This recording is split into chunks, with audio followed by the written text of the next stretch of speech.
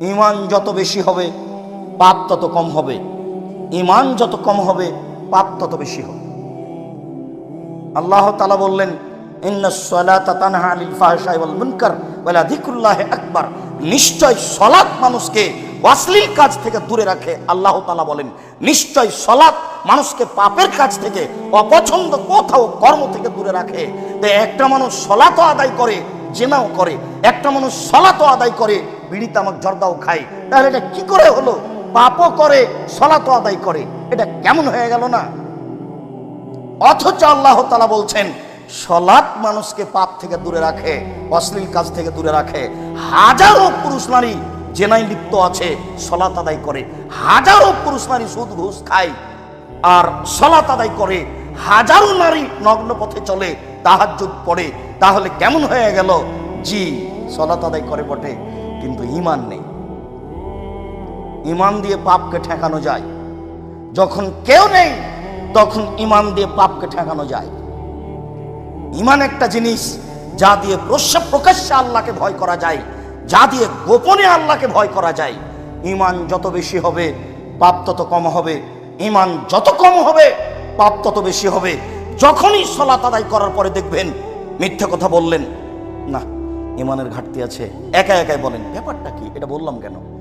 যখনই কোনো অন্যায় কাজ করবেন তখনই মনে করতে হবে ঈমানের ঘাটতি আছে, ঈমান কোনো কাজ করে না, আমি এটা করলাম কেন? আমাকে তো এটা ঈমান দিয়ে ঠেকাতে হবে। এখানে থেকে আমার হাত ধরে টানবে না, না না না না এটা করছো কেন, এইরকম তো হবে না। দুই, আউলুল হক ফিরে যাওয়া শাখা, সুলি হলেও ফাঁসি হলেও পক্ষে ও বিপক্ষে সত্য কথা বলতে হবে, তাহলে ইহকালও বেঁচে যাবে, পরকালও বেঁচে যাবে। অলিকতিসাদ ফিল ফাকরে অল গিনা, মধ্যম পন্থায় খরচ করতে হবে, ধনী হলেও গরিব হলেও তাহলেও বেঁচে যাবে, জান্নাত পাবে। যে তিনটি কাজে ধ্বংস হবে তার একটি হচ্ছে সৌম্যতা, কৃপণতাকে মেনে নেওয়া। কৃপণ যে সে ধ্বংস হবেই। কৃপণতা একটা ধ্বংসাত্মক জিনিস। টাকা চাইলো, দিলাম না, ভিক্ষুক বললো 1 টাকা ভিক্ষা দেন, আমি বললাম মাফ করো। শুধু মাফই যদি করি তো ভিক্ষা দিবে কে? মনে রাখবেন একটা কথা, রাসূল সাল্লাল্লাহু আলাইহি ওয়াসাল্লাম দিন রাত একটা বাক্য বলতেন, আল্লাহুম্মা ইন্নী আউযু বিকা মিনাল বুখল। হে আল্লাহ, আমি তোমার কাছে কৃপণতা থেকে বাঁচতে চাই। আল্লাহ, আমি তোমার কাছে কৃপণতা থেকে বাঁচতে চাই। আল্লাহ, আমি তোমার কাছে কৃপণতা থেকে বাঁচতে চাই। আবার তিনি বলতেন, অত্তাকু সহা, পৃথিবীর মানুষ তোমরা কৃপণতা থেকে বাঁচো, অত্তাকু সহা, তোমরা কৃপণতা থেকে বাঁচো। আবার তিনি বলতেন, লা ইয়াদখুলুল জান্নাতা বাখিল, কৃপণ জান্নাতে যাবে না। ঘটনা কি? ঘটনা হলো এই যে আপনার রুজিতে আর একজনের রুজি আছে, আপনার ভাতে আর একজনের ভাত আছে। যদি না দেন তাহলে ফল হবে জাহান্নাম, আর ওই লোকটা না খেয়ে থাকবে, কোনোটাই কম নয়। এই জন্য 2-1 টাকা ইনকাম করলেও তার 2-1 পয়সা দানের জন্য হিসাব করে নেবেন, নইলে কৃপণতা ভিতরে থেকে যাবে। তিনি বললেন, হাও মুত্তাবা, প্রবৃত্তিকে মানে যে ধ্বংস হবে সে, মন মতো চলে যে ধ্বংস হবে সে, প্রবৃত্তিকে মানে যে ধ্বংস হবে সে। দাড়ি চাঁচে ছোট করে প্রবৃত্তিকে মানে, টাকনুর নিচে প্যান্ট পরে প্রবৃত্তিকে মানে, দোকানে বসে আড্ডা পিটে বদনাম গীবত করে প্রবৃত্তিকে মানে, সুদ খায় ঘুষ দেয় প্রবৃত্তিকে মানে, অন্যায় অশ্লীল কথা বলে প্রবৃত্তিকে মানে, মানুষের জমি জমা জোর করে দখল করে ভোগ করে প্রবৃত্তিকে মানে, অন্যায় অবিচার রাহাজানি করে বেড়াই প্রবৃত্তিকে মানে। প্রবৃত্তিকে মানে যে ধ্বংস হবে সে, ওই যাবুল মারে বেনাফসিহি ওয়া আসাদ্দ হুন্না, আত্ম অহংকারী যে ধ্বংস হবে সে, অহংকার করে যে ধ্বংস হবে সে। তাসবি দানা ভিতর দিকে করিয়েন, আঙ্গুলে তাসবি দানা দিয়ে তাসবি গণনা করিয়েন না, নলে মাঝে মধ্যে এরকম ভাবে উল্টে ধরার প্রয়োজন হবে। তার মানে কেউ দেখুক, খবরদার। অন্তরে যদি একটু দেখানো সাপ থাকে আর জান্নাত হবে না, এরই নাম অহংকার। আপনাকে বলা হলো আপনার নাম কি, আপনি বলবেন আব্দুর রাজ্জাক, তো আলহাজ আব্দুর রাজ্জাক বললেন কেন? আমি তো আলহাজ জানতে চাইনি। এটা আপনি বলে আমাকে কি বলতে চাইলেন, ওইটুকু আপনি বললেন কেন? জীবনে কোনোদিন এই শব্দ মুখ দিয়ে বের করিয়েন না। আপনার বাপের নামে মসজিদ রাখা যায়, আহমদ মসজিদ, এ কথা বলা যায়, রাখা যায় মসজিদটার নাম। কয়দিন পরে যদি আপনি বলেন, চিনেন না আপনি আমার বাপের নামে মসজিদ আছে, এবার কি হবে বলেন? খুব সাবধান। এরই নাম অহংকার। বললাম আপনার নাম কি? তো আপনি বললেন ডক্টর আহমদ। আমি তো ডক্টর জানতে চাইনি। আমি বললাম আপনার নাম কি? আপনার মা যেটা রেখেছে সেটা বলবেন। ভুল পথে চলে ইবাদত করে পরকাল হারায়েন না, খুব সাবধান। আত্ম অহংকারী যে ধ্বংস হবে সে, এইভাবে বলে সব চলে আসে। আমি তো এত কিছু জানতে চাইনি। সালামের সাথে সাথে আপনি বলছেন আমার ছেলেটা ইংরেজি সাবজেক্ট নিয়ে পড়ে, জানেন না আপনি ইংরেজি সাবজেক্টে ফার্স্ট হয়েছে, সেটা আপনি বলে আমাকে কি বলতে চান? এটা কি দেখাতে চাচ্ছেন আপনি? খুব সাবধান সম্মানিত দ্বীনি মুসল্লি ভাই। আবু হুরায়রা রাদিয়াল্লাহু তাআলা আনহু বলেন, রাসূল সাল্লাল্লাহু আলাইহি ওয়াসাল্লাম বলেছেন,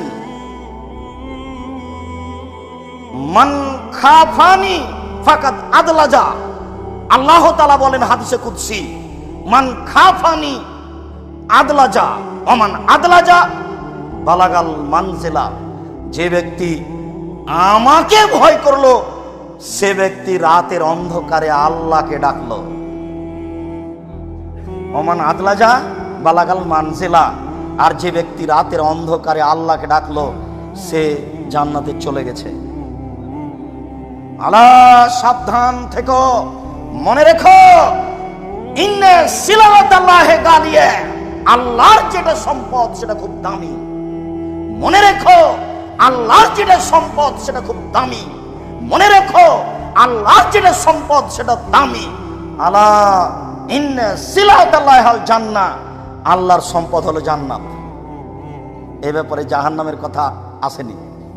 আল্লাহর নবী বলেননি, আল্লাহ বলেননি যে জাহান্নাম আমার সম্পদ। রাসূল সাল্লাল্লাহু আলাইহি সাল্লাম বলছেন, আল্লাহ তাআলা বলেন জান্নাত হলো আল্লাহর সম্পদ। যে ব্যক্তি আল্লাহকে ভয় করলো সে ব্যক্তি রাতের অন্ধকারে আল্লাহকে ডাকলো। আর যে ব্যক্তি রাতের অন্ধকারে আল্লাহকে ডাকলো সে স্তরে পৌঁছে গেছে, জান্নাতে চলে গেছে। মনে রেখো, আল্লাহর সম্পদ অতীব দামি। মনে রেখো, আল্লাহর সম্পদ হচ্ছে জান্নাত। জান্নাতের আশায় দিন রাত কাটাতে হবে, কান্নাকাটি করে সময় কাটাতে হবে। যে কোনো মূল্যে আমাকে জান্নাত পেতেই হবে। এটাই হবে দিন রাতের চেষ্টা প্রচেষ্টা, কাজকর্মের ফলশ্রুতি এটাই হবে। সর্ব ধরনের কাজের লক্ষ্য উদ্দেশ্য হবে জান্নাত। আল্লাহ তুমি কবুল করো। আবু হুরায়রা রাদিয়াল্লাহু তাআলা আনহু বলেন, রাসূল সাল্লাল্লাহু আলাইহি ওয়াসাল্লাম বলেছেন, সাবাতুন ইযিল্লুহুমুল্লাহু তাআলা ফি জিল্লিহি ইয়াওমা লা জিল্লা ইল্লা জিল্লুহু। বিচারের মাঠে 7 শ্রেণীর মানুষ বিশেষ ছায়াতলে থাকবে, যেদিন আকাশে কোনো ছায়ার ব্যবস্থা থাকবে না।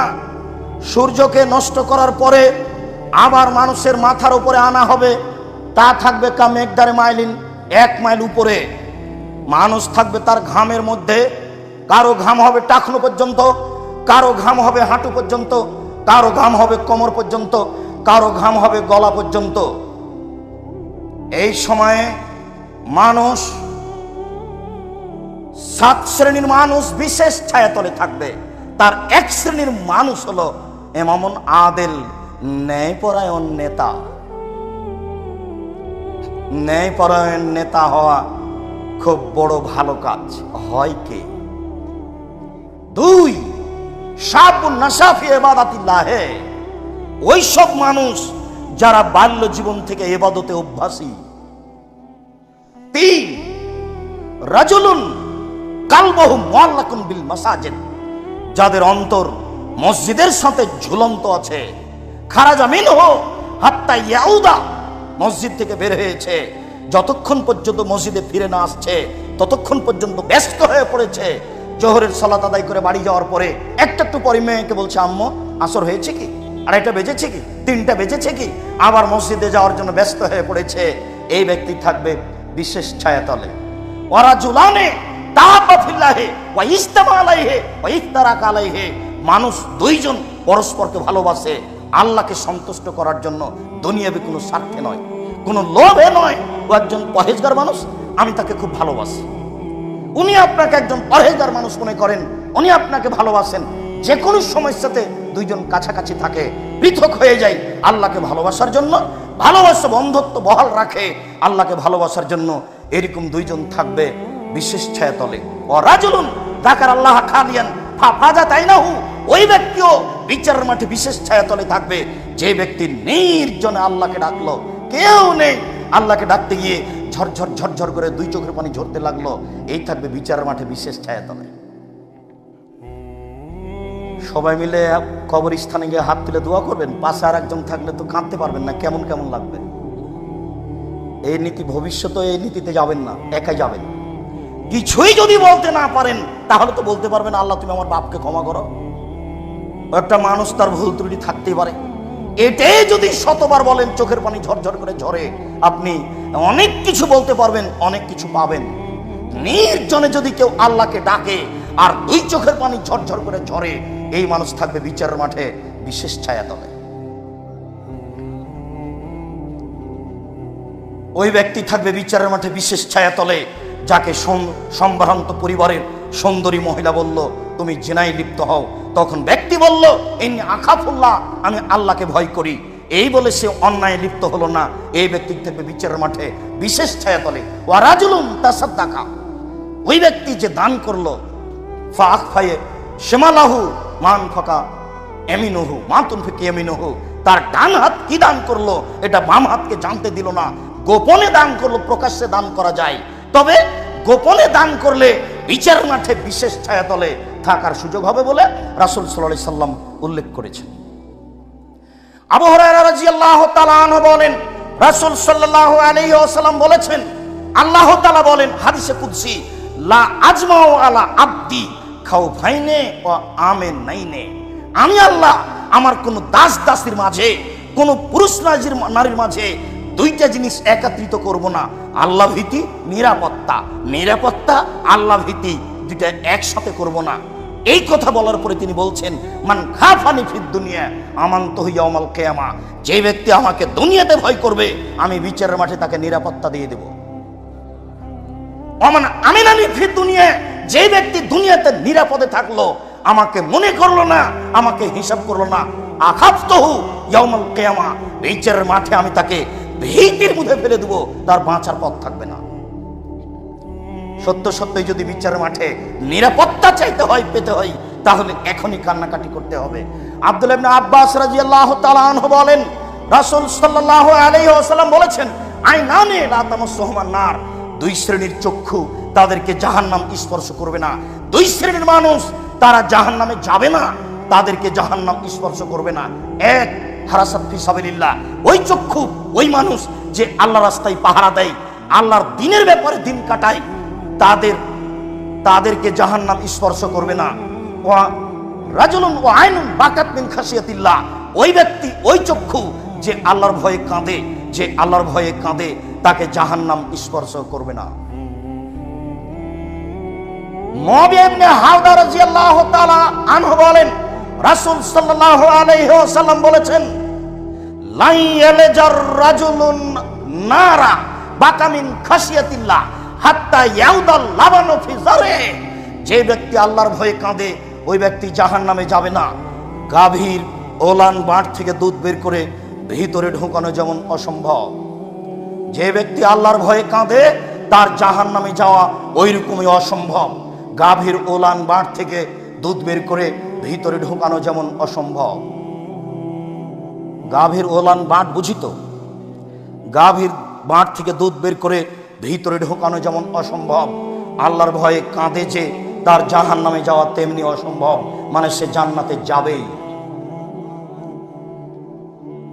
জাবের রাদিয়াল্লাহু তাআলা আনহু বলেন, রাসূল সাল্লাল্লাহু আলাইহি ওয়াসাল্লাম বলেছেন, সালাসাতু ওয়ায়ুনিন লা তারাহুমান নার, তিন শ্রেণীর চক্ষু জাহান্নাম দেখবে না, তিন শ্রেণীর মানুষ জাহান্নামে যাবে না, তিন শ্রেণীর মানুষ জাহান্নাম দেখবে না, তিন শ্রেণীর চক্ষু জাহান্নামে যাবে না। এক, হারাসাত ফি সাবিলিল্লাহ, ওই চক্ষু, ওই ব্যক্তি যে আল্লাহর ভয়ে কাঁদে। দুই, বাকাত মিন খাশিয়াতিল্লাহ, ওই চক্ষু, ওই ব্যক্তি যে আল্লাহর ভয়ে কাঁদে। ওই ব্যক্তি এক, ওই ব্যক্তি যে আল্লাহর রাস্তায় পাহারা দেয়। দুই, ওই ব্যক্তি যে আল্লাহর ভয়ে কাঁদে। তিন, গাজাতান মাহারিমিল্লাহ, ওই চক্ষু, ওই ব্যক্তি যে বেগানা অপর নারীকে দেখে চক্ষু নিচু করে, যে বেগানা অপর নারীকে দেখে চক্ষু নিচু করে, সে জাহান্নামে যাবে না, সে জান্নাতে যাবে। রাসূল সাল্লাল্লাহু আলাইহি সাল্লাম বলেছেন, ইজমানুল সিত্তিন মিন আনফুসিকুম আযমুলাকুমুল জান্নাহ, তোমরা নিজে নিজে যদি 6টা জিনিসের জিম্মেদারি নিতে পারো, তাহলে আমি মুহাম্মদ তোমাদেরকে জান্নাতে নিয়ে যাওয়ার জন্য জিম্মেদারি নিলাম।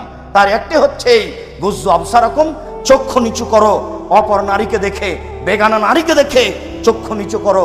জান্নাতে নিয়ে যাওয়ার বিষয়টি আমার, কিভাবে নিয়ে যেতে হবে সেটা আমি দেখব। রাসূল সাল্লাল্লাহু আলাইহি সাল্লামকে বলা হলো, হঠাৎ যদি কোনো মহিলার উপরে চোখ পড়ে যায় তাহলে কি করতে হবে? তখন রাসূল সাল্লাল্লাহু আলাইহি সাল্লাম তাকে আদেশ করলেন, তুমি মুখটা ফিরিয়ে নিবা। বলেন আপনার মোবাইলের কি হবে, বলেন আপনার টিভির কি হবে, বলেন আপনার মহিলা স্কুলের শিক্ষকতার কি হবে, মহিলা কলেজের প্রিন্সিপালের অবস্থা কি হবে? 3 শ্রেণীর মানুষ জান্নাতে যাবেই। তার 1 শ্রেণীর মানুষ অপর নারীকে দেখে চক্ষু নিচু করে যে সে জান্নাতে যাবে, এবং তার ব্যাপারে জিম্মেদার রাসূল সাল্লাল্লাহু আলাইহি সাল্লাম কিভাবে তাকে জান্নাতে নিয়ে যেতে হবে সেটা রাসূল সাল্লাল্লাহু আলাইহি সাল্লাম নিজে বুঝেন। আনাস রাদিয়াল্লাহু তাআলা আনহু বলেন, রাসূল সাল্লাল্লাহু আলাইহি ওয়াসাল্লাম বলেছেন, লাইসা শাইউন আহাব্বা ইলাল্লাহি মিন কাতরাতাইনি ওয়াসারাইনি। আল্লাহর নিকটে 2টি বিন্দু ফোঁটা যত প্রিয়, আল্লাহর নিকটে 2টি চিহ্ন দাগ যত প্রিয়, পৃথিবীর কোনো কিছু আল্লাহর কাছে তত প্রিয় নয়। কোনো দাগ চিহ্ন আল্লাহর কাছে তত প্রিয় নয়। 2টি বিন্দু ফোঁটা আল্লাহর কাছে যত প্রিয়, এক কাতরাতু দমইন মিন খাশিয়াতিল্লাহ, আল্লাহর ভয়ে 1 ফোঁটা চোখের পানি আল্লাহর কাছে যত প্রিয়, পৃথিবীর কোনো কিছু আল্লাহর কাছে তত প্রিয় নয়। 4 লক্ষ টাকা খরচ করে হজ করা কাজটি আল্লাহর কাছে যত প্রিয়, আল্লাহর ভয়ে 1 ফোঁটা চোখের পানি তার চেয়ে লক্ষ কোটি গুণ বেশি প্রিয়। কোটি টাকা দান করা কাজটি আল্লাহর কাছে যত প্রিয়, নির্জনে আল্লাহর ভয়ে 1 ফোঁটা চোখের পানি ফেলা তার চেয়ে লক্ষ গুণ বেশি প্রিয়। রমজান মাসে সিয়াম থাকা কাজটি যত প্রিয়, আল্লাহর ভয়ে 1 ফোঁটা চোখের পানি ফেলা আল্লাহর কাছে তার চেয়ে অনেক অনেক অনেক বেশি প্রিয়। ওয়া কাতরাতু দামিন তুরাকু ফি সাবিলিল্লাহ, আল্লাহর ভয়ে আল্লাহর রাস্তায় 1 ফোঁটা রক্ত প্রবাহিত করা আল্লাহর নিকটে অতি প্রিয়। অমালা সারানে, তারপর 2টি চিহ্ন, 2টি দাগ। আসারুন ফারিজাতিন মিন ফারাইজিল্লাহ, আল্লাহর ইবাদত বন্দেগী করতে করতে কপালের দাগ, পায়ের দাগ, হাঁটুর দাগ, বসে থাকতে থাকতে টাকনুতে দাগ হয়েছে, এই দাগ, এই চিহ্ন আল্লাহর কাছে যত প্রিয়, পৃথিবীর কোনো কিছু আল্লাহর কাছে তত প্রিয় নয়। ও আসারুন ফি সাবিলিল্লাহ, আল্লাহর পথে নেমে গিয়ে হাত কেটে গেছে, পেট ফেটে গেছে, পা কেটে গেছে, ফেটে গেছে, এই দাগ, এই চিহ্ন আল্লাহর কাছে যত প্রিয়, পৃথিবীর কোনো কিছু আল্লাহর কাছে তত প্রিয় নয়। সম্মানিত মুসল্লি, দিনী ভাই, 4টে জিনিস রাসূল সাল্লাল্লাহু আলাইহি সাল্লাম উল্লেখ করেছেন। তার 1 নম্বরে যেটা আছে সেটা সবার জন্য সহজ, যে কোনো সময়ে সহজ, তা হলো আল্লাহর ভয়ে 1 ফোঁটা চোখের পানি। 2, আল্লাহর পথে জিহাদে নেমে 1 ফোঁটা রক্ত। 3, ইবাদত বন্দেগী করতে করতে কপালের দাগ, পায়ের দাগ।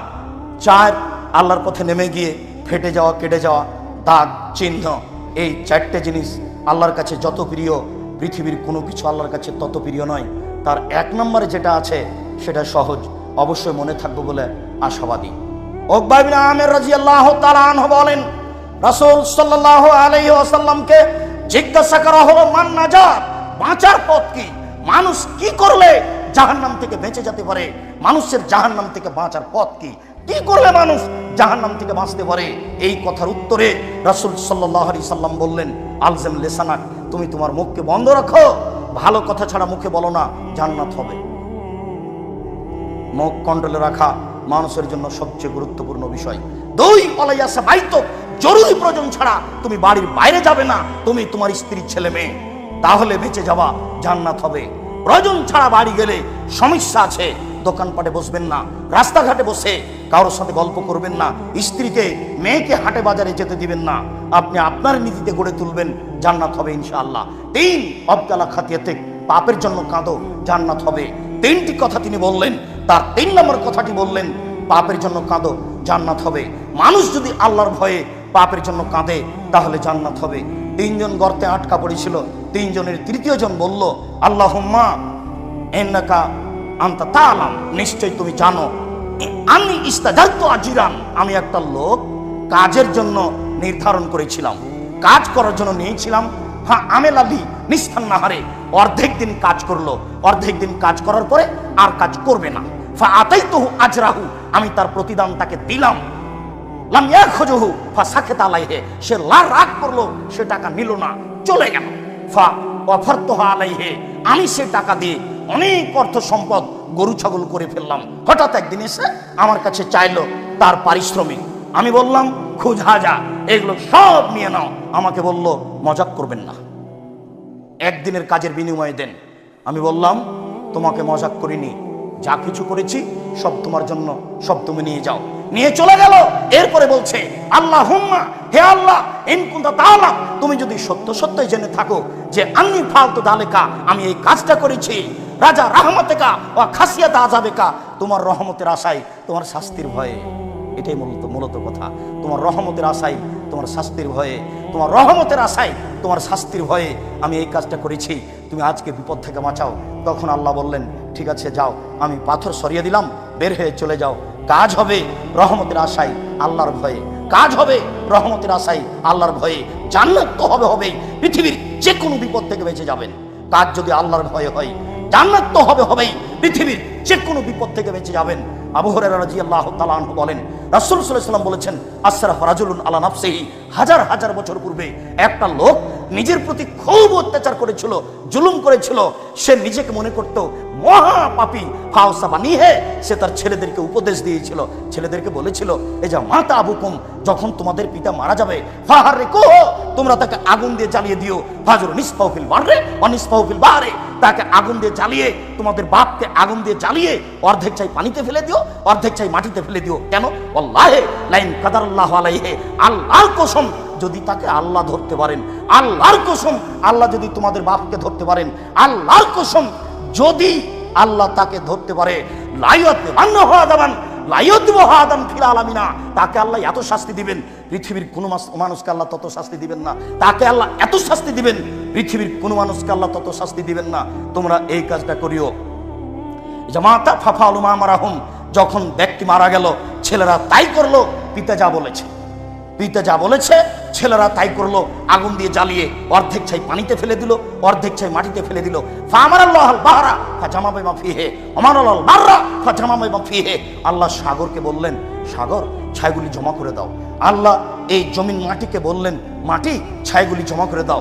মাটি ছাইগুলি জমা করে দিল, পানি ছাইগুলি জমা করে দিল। জড়বস্তু আল্লাহর কথা শুনে, আদম সন্তান বড় নিমুখ হারাম, আল্লাহর কথা শুনে না। জড়বস্তু আল্লাহর কথা শুনে, দেখবেন দেখবেন দেখেন, এদিকে দেখেন, এই মূর্তি কে ভেঙেছে? কে হতে পারে? ইব্রাহিম। ডাকাও, ইব্রাহিম মূর্তি কে ভেঙেছে? আমাকে বলছেন কেন? ওই যে বড়জন কোড়াল ঘাড়ে করে আছে, তাকেই বলেন। তাকে বলবো মানে? ও কথা বলতে পারে? ও যে কথা বলতে পারে না তাকে মানো কেন? এই শোনো, গর্ত খোঁড়ো, আগুন জ্বালিয়ে দে, তাকে ফেলে দাও। তাই করা হলো। তাকে যখন আগুনে ফেলে দেওয়া হলো, তিনি বললেন হাসবুনাল্লাহু নি'মাল ওয়াকিল, আল্লাহ আমার জন্য যথেষ্ট, তিনি উত্তম কাজ করেন। আল্লাহ বললেন ইয়া নারু কুনি বারদাম ওয়া সালামা, হে আগুন তুমি শীতল ঠান্ডা হয়ে যাও ইব্রাহিমের জন্য। এ দেখেন আগুন ঠান্ডা হয়ে গেল। আগুন আল্লাহর কথা মানে, আগুন জড়বস্তু, আদম সন্তান বড় নিমুখ হারাম। এখন বললাম, এরপরে একটু পরে ভুলে যাবে, রাতে একটু কান্নাকাটি করা প্রয়োজন মনে করবে না, হালাল হারাম বিবেচনা করা প্রয়োজন মনে করবে না, অথচ জড়বস্তু আল্লাহর কথা মানে। একটু দেখবেন এই যে ইব্রাহিম আলাইহিস সালাম তার ছুরি দিয়ে বাচ্চাকে জবে করছেন, তো সবাই বলছে যে ছুরির নিচে লোহা লাগিয়ে দেওয়া হয়েছে তাই কাটে না। এবারে নগদ মিথ্যা কথা। আল্লাহ ছুরিকে বলে দিয়েছেন কাটবা না, বাস। কিয়ামত পর্যন্ত যদি ইব্রাহিম আলাইহিস সালাম ছুরি চালানো হবে না। কেন? ছুরি কার কথা মানে? আল্লাহর কথা মানে। ওই যে একটা লোক 99টা মানুষকে হত্যা করার পরে একজন দরবেশের কাছে এসে বলল, কিন্তু আলেম ছিল না, দরবেশকে বলছে 99টা মারার পরে বাঁচার পথ আছে। তখনও তো দরবেশ আল্লাহকে চিনে না, আল্লাহকে চিনা বিষয়টি ভিন্ন। ও বলেছে না, বাপরে বাপ, 99 জন মানুষকে মারার পরে বাঁচার পথ খুঁজো না বলেছে, তখন তাকেও দিয়েছে। এরপরে জিজ্ঞাসা করছে বাঁচার পথ কি? অমুক গ্রামে যাও। যাওয়ার সিদ্ধান্ত নিতেই সময় শেষ, লাশটা পড়ে গেছে মাটিতে।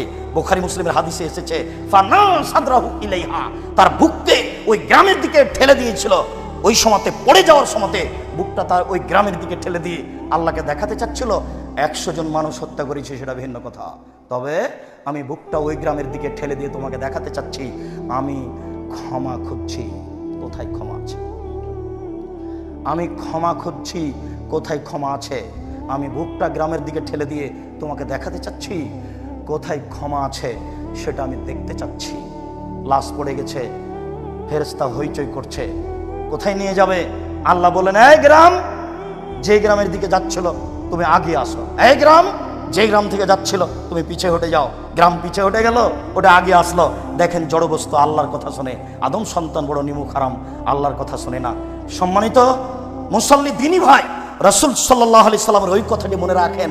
যখন তাকে তার ছাইগুলিকে জমা করে আবার মানুষ রেডি করা হলো, মানুষ রেডি করার পরে আল্লাহ তাকে বললেন, লেমা ফালতা হাজা, তুমি এটা করলে কেন? ছেলেদেরকে এটা আদেশ করেছিলে কেন? তখন লোকটি বলছে, মিন খাশিয়াতিকা, তোমার ভয়ে করেছি, ওয়া আনতা আলাম, তুমি ভালো জানো। অত্র হাদিসের দুইটা কথা প্রমাণ হয়েছে। তার একটা, ও বলেছে আল্লাহর কসম, যদি তোমার বাপকে ধরতে পারে তাহলে সবচেয়ে বেশি শাস্তি দিবে। বোঝা যাচ্ছে যে আল্লাহকে চিনে, নাহলে আল্লাহর কসম বললো কেন?